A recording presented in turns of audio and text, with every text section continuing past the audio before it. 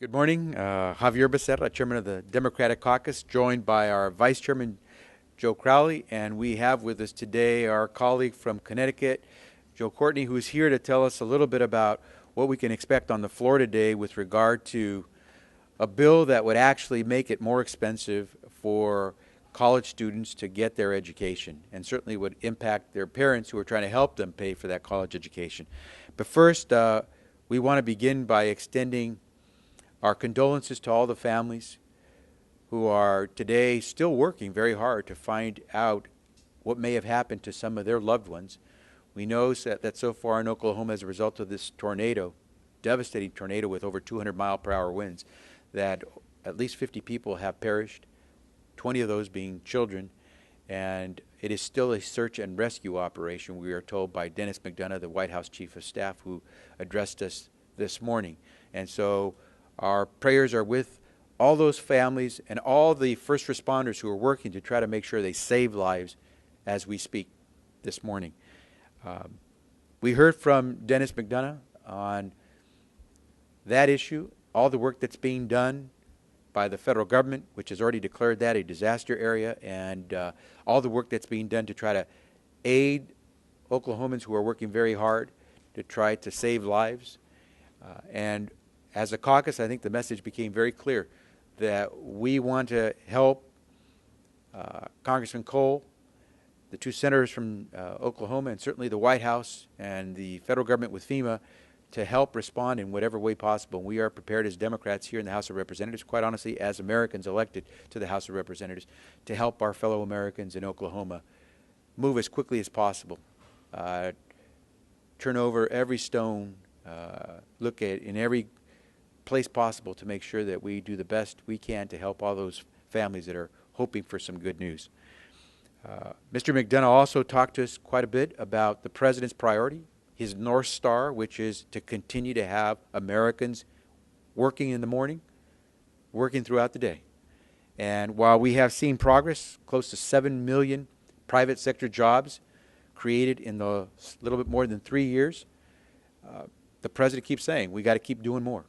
And we're not for the drag that the President is feeling in his efforts to create jobs created by Congress, which is holding back the launching of this economy. We could see quite a few more Americans getting up in the morning very happy to have a job to go to work to. We intend to work with the President in trying to help him head toward that North Star of jobs in America. In fact, we think that last week, if it was important enough to vote for the 37th time to eliminate patient rights and protections under the Affordable Care Act, as we've seen in the House of Representatives, at a cost to taxpayers of over $52 million, that we could at least have one vote on a jobs agenda here in the House of Representatives. If we can vote 37 times to eliminate patient protections, why can't we have 37 votes to create jobs, to help the private sector create jobs in America? That's what we'd like to see. We also know that if we can't make college affordable for our young Americans, then we will not be the America we've always dreamed about. And so Congressman Courtney will give us a little bit more information about why this legislation that's on the floor will be so important to defeat, so that we don't make it more expensive for American families to send their young children as adults to college. And finally, let me just make a quick word on the issues that are coming before us these days, whether it's IRS, AP, Benghazi. I think all of us understand that the American people want Congress to fulfill its role as the overseer of what the executive branch does. And so bipartisanly, I think we are ready to work to make sure that we get to the bottom of any activity done by the federal government which may not have been done properly. And so we hope to work bipartisanly with our colleagues on the Republican side to try to make sure we get to the bottom of any of these issues and give answers to the American people. It's so important. But what we also want to make sure is that we are trying to do just that, get the facts. We should investigate to get answers. And so our investigation should be about full response from the federal agencies involved. And it's not an issue of calling every issue a scandal. If it is, it will be, and the facts will set that clear. But what we want to make sure we do is give the American people the facts, not sensationalize, but the facts, because it's so important that they feel comfortable and confident that their government is running in their best interest. With that, let me turn to our Vice Chairman, Joe Crowley.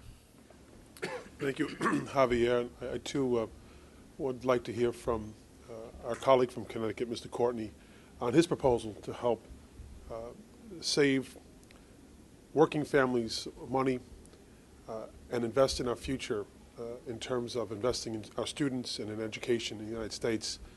But before we turn the microphone to Mr. Courtney, I also want to join the chair of our caucus, Mr. Becerra, in expressing on behalf of my constituency back in New York, and not as a New Yorker, not as a Democrat or Republican, but as an American, our thoughts and prayers are with our fellow Americans in Oklahoma. The breadth of this tornado, it was just enormous. Having watched video of the storm, and it's another reminder, as prepared as we are, and as prepared as we think we are, Mother Nature can overwhelm even the most prepared state. Tornadoes are no strangers to Oklahoma, and yet the breadth of this one is almost unimaginable, and the toll that it's had on the people of Oklahoma, particularly young people, young students who were caught in this storm. Our thoughts and our prayers go to them and to their families, and whatever is not met in terms of their needs by FEMA, I'm sure that when that petition is brought to the Congress, that we will all act to help the people of Oklahoma. I also was thankful this morning for Dennis McDonough's presence in our caucus, and again reminding us that the President is focused on jobs, jobs, jobs, getting the American people back to work and creating opportunities for jobs in this country. That is his message. It's our message as well. The American people want us to see us working on our economy and providing opportunities for people who want to work to have that opportunity to do so. But most importantly is preparing our workforce for job opportunities. And that's what Mr. Courtney is here to talk about today in response to what the Republicans are proposing on the floor today that will actually increase the burden to the American people, to struggling families today, to struggling students who are trying to make ends meet and to get through college. No one has to tell any of us here as parents the enormous challenges that we all face as families. I have 3 small young children as well, and someday their hope is to go to college. My concern is how we're going to pay for it. And if we're struggling with that, we know that the average American family is struggling even harder to make those ends meet. So we in the Democratic Caucus have a responsible answer for the American people, unlike our Republican colleagues who have a bill on the floor today that will actually increase that burden, increase the cost, increase the debt of students and hardworking middle-class American families. And with that, I'll turn it over to Mr. Courtney from Connecticut. Great. Well, thank you, Joe, and thank you, Javier, for your great leadership. We did have a terrific caucus this morning where the subject of the 40-day countdown that's fast approaching when interest rates double from 3.4% to 6.8% for subsidized Stafford student loans. Over 7 million college students are affected by that program. And one of the highlights of the caucus was actually one of our freshmen, Kirsten Cinema, thank you, who did a great presentation on her social media outreach on this issue, which has just resulted in a gusher of response from students, from families, people who have graduated and who are struggling with student loan debt.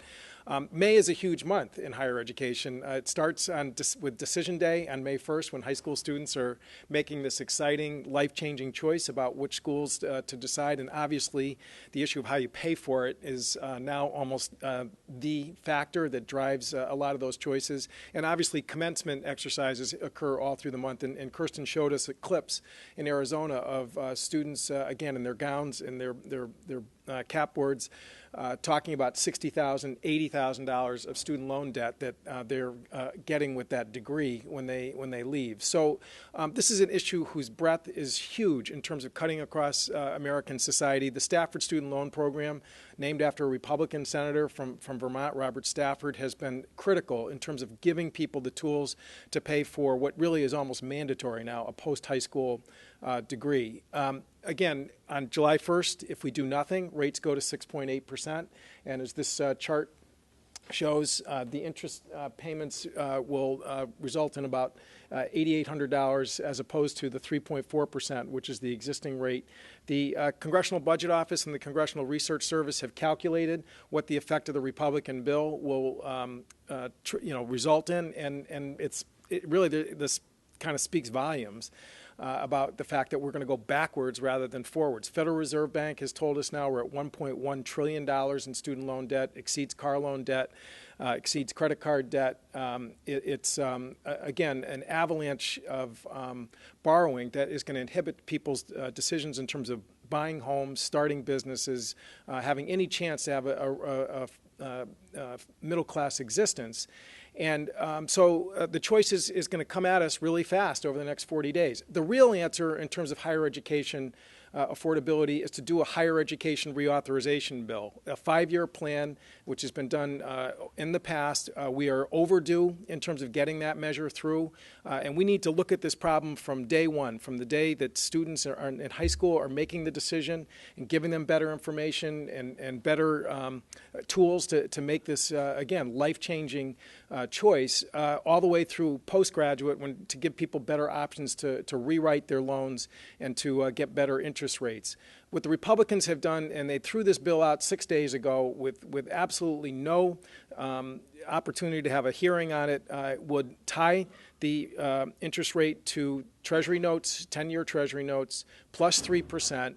Again, today, those Treasury note interest rates are dirt cheap because of the Federal Reserve Bank's monetary policy. But when I was in college, I went back and checked this, and I won't tell you what year it was. It was a long time ago. But 10-year notes were at 6%. So if you do the math, 6% plus the 3% escalator, and again, that's really actually the norm over time in terms of what 10-year notes are. We are condemning the 7th graders, the 8th graders out there to rates that are far higher than if we did nothing, absolutely nothing at all. So the real, I think, smart choice, which the caucus has embraced by and large, is to extend the 3.4% rate for 2 years, just like we did last year when we extended it for a full year. And let's sit down and write a real higher education reauthorization act, which will make sure that college will be affordable with better information and better opportunities to refinance debt after people leave school. That's how we are deleveraging in terms of the housing crisis, to give people the chance to refinance. But because of the many barriers that exist in the law today, people don't have that opportunity with student loan debt. So this caucus gets it. We passed the bill in 2007, the College Cost Reduction Act, which cut that rate to 3.4%, and that has saved billions of dollars of interest costs for college students over the last 6 years. Let's not go backwards. Let's write a good higher education reauthorization act. But in the meantime, let's protect kids from that doubling of the rate. And again, Xavier and Joe are going to make sure that argument is presented very strongly over the next week and avoid the 40-day countdown to doubling of the rates. Joe, thank you very much. We'll take questions, and hopefully we'll get questions first on the bill that's before us on student loan rates. No questions on that. We'll take any question you might have. Obviously, you all have paid off your student loans, right? Mr. Becerra, on immigration, you appear to be the only one of your fellow negotiators who haven't publicly acknowledged there is some sort of a contours of an agreement.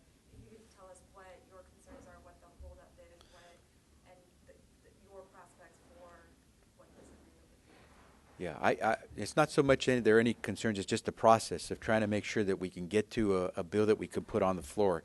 And the House took a little bit different tack than the Senate. The House, we have for several years actually been working on language, more than just the principles, and we've been talking about actually the legislative language. So when we talk about getting a bill done, we've actually come far closer to actually having the legislative language ready to go versus when the Senate announced that it had an agreement in principle, they still had to put meat on the bone. And so we have worked for actually far longer than the Senate did because we started far earlier. And we're trying to get there where we actually can put a bill on the floor that will be a bipartisan bill that gets the support, we hope, of a good number of both caucuses in the House. So we can then say that we've accomplished a task along with our Senate colleagues to get a bill to the president, which finally will fix a broken immigration system. And that, quite honestly, will help our economy. It will help Americans who are trying to start up their businesses. It will help a lot of Americans who are looking for work, because what we'll do is we'll finally settle this system that doesn't give anyone, whether it's employers or employees, a good sense of how we can run our system. So fixing the border, fixing the workplace, and dealing in a firm but fair way with those folks who are immigrants without documents here in this country is a good solution that we hope everyone will get behind. Do you have a timetable on when the group will be able to release something? People have been saying the first week of June. Yeah, I think we're hoping that we can do something as quickly as possible. We've been saying that for a little while, but I think it's because we see how close we are. And I think we feel the sooner the better.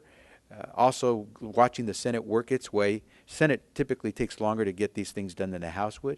And so what we hope is that we're able to put something forward that can work its way to regular order in the House, give everyone, not just members of Congress, but the entire public to see what the House produces, and match the Senate with a bill that can get to the president for signature. To be clear, though, you're saying there is no deal, despite what the other members of the group said last week? As I've said always, the conversations that we engage in, this small group, are conversations which we agreed way back to keep as private as possible so we could have as open a conversation as possible. We're not trying to hide anything, because whatever we produce will be put before all our colleagues in the House and before the American public to see, and then have it go through the regular democratic process. So much of what we've done, we've tried to keep within the confines of those of us who are discussing these things. And so what I can say, I think all of us have said, is that we've made some tremendous progress. We feel pretty, I think to a person, there's a sense that we can get there with something that we can present to our entire House of Representatives, our colleagues in the House of Representatives, and say that this is a great product, both for Republicans and Democrats to vote in favor of. Senator Crowley, you guys have both said that you hope to provide funding to Oklahoma. Senator Coburn said he wants to see offsets for any funding that goes to Oklahoma. Could the fight over offsets become a problem? Do you think that if the Oklahoma members are pushing for it, it's something that could happen? Well, I hope we don't get bogged down in a fight over offsets. I do believe that when it comes to emergencies, what the American people expect and hope for from their government is that we react and we act appropriately. I think we wait and see just what the assessment is of the damage. Obviously, there's been loss of life. I think of right now, the focus is on those families, the search and rescue that's going on right now. And I think we'll deal with those other issues when it's appropriate. Right now, it's about finding any of the victims as well as any of the survivors. Right now, I think survivors and those we hope are trapped at this point that can be saved, that the efforts are there right now. Anyone else? With student loans, actually, what's the problem with pegging the rate to some sort of outside interest rate? I mean, this idea that there should be a more market-based approach to it, whether it's a 10-year Treasury note or something like that. Do you have a fundamental opposition to that? Not at all. Again, the problem is when you tie it to a market, it varies. So the Republican bill, which, again, in year one, it'd be about 4%, sounds pretty good. The problem is, like, it is a true variable, though. The loan will reset from one year to the next. And, if we look at the housing catastrophe that occurred in the early 2000s, again, it was built around, this false belief that variable rates, would never go up. And once they did hit that tipping point of going up, the whole house of cards collapsed. So, the key is to make sure that you've got, if you're going to convert to a market-based system, there has to be a cap. You cannot have an unlimited variable rate in a situation like that. And frankly, there's got to be some fairly, and it's got to be affordable. That cap has got to be affordable. The Republican cap, and they did put one, is too high. I mean, they're talking about roughly 10% cap for Parent Plus loans and about a 9% cap on the Stafford loans. So there are proposals out there. Jack Reed has introduced in the Senate that's a market-based system, but again has a cap of about 6.8%. And that gets me back to the whole point: is there actually are a lot of good ideas swirling around out there. The president has his plan. We've got the Tyranny plan. We've got the Elizabeth Warren plan. But the fact is we're not going to come together with a comprehensive long-term solution in the next 40 days that avoids the rates from doubling. We should, over the course of maybe the next year, come up with a Higher Education Reauthorization Act that does incorporate the best elements of a lot of these suggestions. But in the meantime, we should not allow incoming freshmen to pay the price by having these rates double on July 1st. And that's what our bill protects. If I could just add something real quickly, it occurs to me as someone who's had a chance to buy a home. If you think back to the American families that have had the most difficult time during these tough economic times, during the recession, to hold on to their homes, it was mostly families that had these adjustable rate mortgages, variable rate mortgages. And so they all of a sudden saw their payments, monthly payments, shoot up at a time when the value of their home was dropping. It made for an untenable situation for these folks, and many of them lost their home. Many of them have continued to pay, but now they're paying outsized monthly payments for a home that's lost a lot of its value, but they continue to be responsible. What we're trying to do is avoid that for someone who wants to become a responsible homeowner in the future by getting a college degree. And so the last thing you want is to add this unpredictability to what is already a challenge for young people who are trying to get that college degree. Second point is this. We have folks in America who own yachts, who buy yachts, tens of millions of dollars worth for a yacht, and they get a deduction on the interest rate on the purchase of that yacht. And so here we have a situation where some multimillionaire, billionaire can buy a yacht and ask the taxpayers to help cover the cost because that yacht owner gets to write off the cost of that loan on that yacht. Yet at the same time, we're concerned that we can't figure out a way to keep interest rates at a lower level for our students in America who want to become our future leaders. We give oil companies a subsidy to go look for oil, which is what they do anyhow. Yet they get a tax write-off for going to look for oil to the tune of billions of dollars.